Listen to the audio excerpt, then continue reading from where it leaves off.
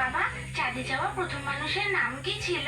লখনৌ থেকে তো কেউ যায়নি। আমেরিকার লোক ছিল বাবা, তার নাম ছিল নীল আর্মস্ট্রং। সাবাস, খুব পড়াশোনা কর আর আমাকে নতুন নতুন জিনিস শেখা। হয়তো আমি একদিন সাহেব হয়ে যাবো। হ্যাঁ,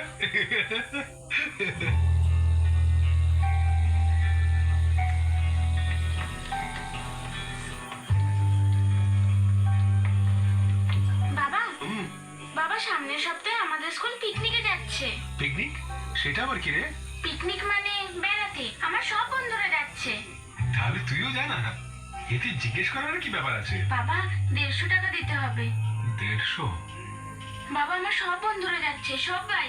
হ্যাঁ, তুইও যা, তোকে আমি কাল টাকা দিয়ে দেবো। হ্যাঁ, থ্যাংক ইউ বাবা, তুমি পৃথিবীর সব থেকে ভালো বাবা। ঠিক আছে। শ্রুতি, তুমি এই হিন্দু মুসলিম লাভ স্টোরি কথাটা জানো? না তো। আরে এই এলাকায় অনেক বছর ধরে ফেমাস, খুব ইন্টারেস্টিং স্টোরি। রিয়েলি? ইমরান, এখন বিস্কুট না, খাওয়ার পরে। না বাবা, এখন না, আমার সময়ও নেই আর খিদেও পাইনি। ফুটবল ম্যাচ শুরু হয়ে যাবে, আমি আসছি বাবা। আরে ইমরান দাঁড়া, ইমরান দাঁড়া। বিকেলে দেখা হবে বাবা। শুনুন, নমস্কার। নমস্কার।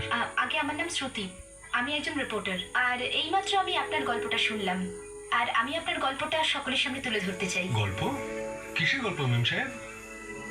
2007 কিষান দাস আর ইমরানের মধ্যে তৈরি হওয়া বাবা ছেলের সম্পর্কের 5 বছর কেটে গেছে।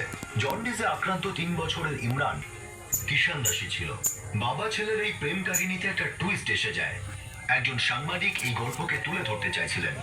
ইমরান আর কিষান দাসের জীবনে বিশাল পরিবর্তন চলে এলো। ওদের আনন্দে ভরা বাড়ির চৌকাঠে ভাগ্য আরো একবার কড়া নাড়তে চলে এসেছে।